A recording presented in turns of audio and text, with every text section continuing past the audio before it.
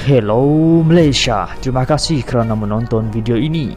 Sebelum kita mulakan video terbaru dari channel ini, anda dibenarkan untuk menekan butang like, menekan butang share, tekan butang subscribe untuk mendapatkan info-info terkini di dalam channel ini.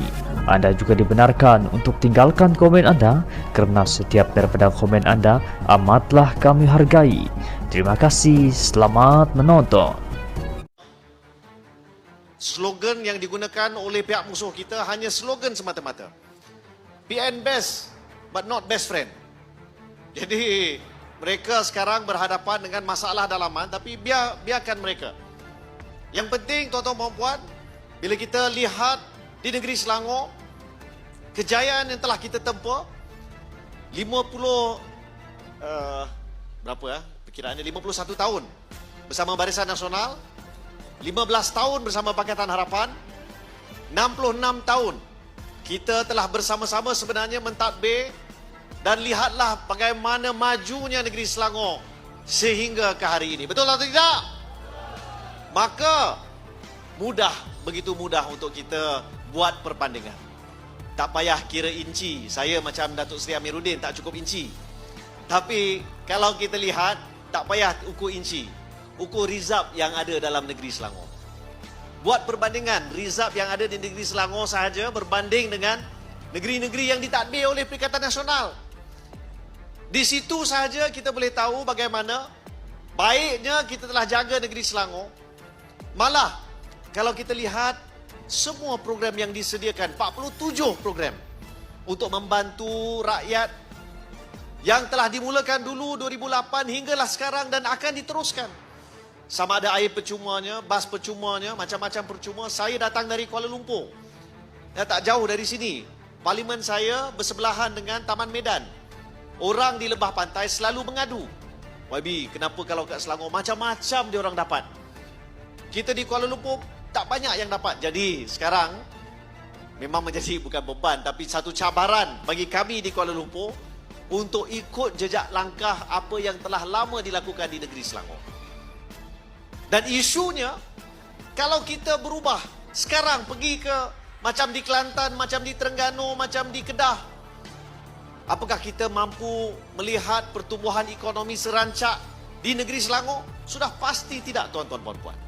Baru hari ini, petang tadi, Perdana Menteri mengumumkan kemasukan 25 bilion ringgit pelaburan sebuah syarikat bernama Infineon ke negeri Kedah, di Kulim.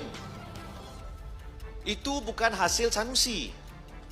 Itu bukan hasil Tan Sri Muhyiddin atau Hamzah atau Azmin. Itu adalah hasil kerajaan perpaduan. 25 bilion ringgit masuk ke negeri Kedah. Itu baru Kedah. Baru-baru ni saya hadir dalam satu mesyuarat bersama Perdana Menteri dan Tengku Zafrul bersama Elon Musk, di mana Perdana Menteri telah bercakap dengan Elon Musk, dan dalam banyak-banyak negeri ataupun banyak-banyak negara di rantau Asia Tenggara, Elon Musk memilih Malaysia sebagai tempatnya, dan dalam banyak-banyak negeri dalam Malaysia, Elon Musk memilih Cyberjaya di negeri Selangor untuk ditempatkan ibu pejabat, the regional headquarters untuk Tesla. Bukan di Kedah, bukan di Terengganu, bukan di Kelantan, tapi di Selangor. Bermaksud dengan asas yang kukuh, pentadbiran yang baik, program yang menyantuni rakyat, kepimpinan yang telus, dan hala tuju ekonomi di peringkat pusat yang sangat jelas. InsyaAllah Selangor akan menjadi lebih gah selepas ini. Sekiranya pada 12 hari bulan Ogos kita keluar beramai-ramai dan pastikan kerajaan yang lahir pada 12 hari bulan Ogos itu adalah sebuah kerajaan perpaduan di negeri Selangor. Boleh atau tidak?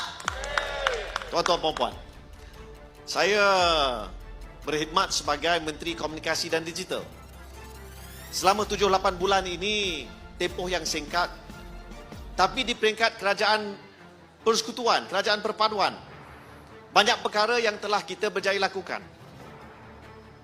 Secara keseluruhan dari segi pertumbuhan ekonomi, kita lihat suku pertama, the first 3 months, mencatatkan pertumbuhan yang sangat baik, 5.6%. jauh lebih baik dari yang dijangkakan. Setakat hujung bulan Jun, dicatatkan inflasi merendah daripada 2.8% pada bulan Mei menjadi 2.4%. Maksudnya harga barang terkawal. Malah dengan usaha dan ikhtiar seperti yang dilakukan oleh Allahyarham Datuk Seri Salahuddin Ayub melalui program Payung Rahmah, Jualan Rahmah, berbagai program aktiviti rahmah, kita lihat rakyat yang memerlukan dapat memiliki, dapat menikmati harga barang yang lebih rendah. Kalau pergi ke Jualan Rahmah boleh sampai 30% harga barang tu lagi rendah berbanding tempat-tempat yang lain. Dan saya suka untuk sebut sedikit sektor saya, sektor komunikasi.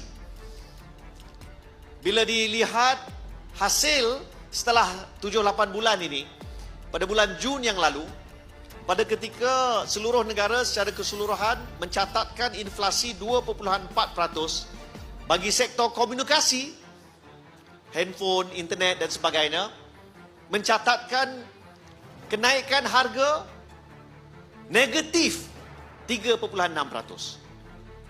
Maksudnya kita telah berjaya kurangkan harga internet. Sejak bila? Sejak bulan 3. Waktu itu kita lancarkan pakej perpaduan prabayar. Dulu RM10 sebulan, sekarang RM5 sebulan. Dulu 1 Mbps, sekarang minima 3 Mbps. Itu bulan 3. Bulan 4 kita turunkan harga Unify dari RM89 jadi RM69. InsyaAllah bermula bulan September, harga internet jalur lebar talian tetap fixed line internet akan jadi lagi rendah. Dan ini bukan untuk warga Lembah Jaya sahaja, tapi seluruh negara. InsyaAllah nantikan hari Isnin ini ada berita yang baik untuk semua, insyaAllah, dalam sektor telekomunikasi. Bermaksud orang yang Sanusi ejek naik gerek, naik basikal dalam office, dia ejek saya lah tu. Sanusi kata saya ni muka beruk. Ya, dia kata saya, okeylah, dia kata Amiruddin tak cukup inci, tapi saya pun terasa juga. Tapi saya tinggi sikit daripada Dr. Mazli. sorry. Sorry, pelawak. Tapi ketinggian tak bererti tak sama dengan kejayaan. Yang kita usahakan di bawah kerajaan perpaduan ini dalam tempoh yang singkat membuktikan bahawa Malaysia berada pada landasan yang betul. Kekuatan kita adalah perpaduan yang telah terjelma, yang zahir di sini. Kawan-kawan merah, kawan-kawan biru duduk di satu pentas, duduk dalam satu program, tak ada masalah langsung. Tak ada pimpinan yang dihalau. Semua diberikan peluang. Dan insya-Allah bila terbentuk kerajaan perpaduan, kita akan rangkul, kita akan kumpulkan semua tenaga untuk pastikan negeri Selangor maju terus ke hadapan. Saya nak sentuh sikit lagi sebelum saya lepas ni kena pergi ke Taman Medan. Penting untuk kita ingatkan dalam 8 hari yang terakhir ini, kawan-kawan kita yang mungkin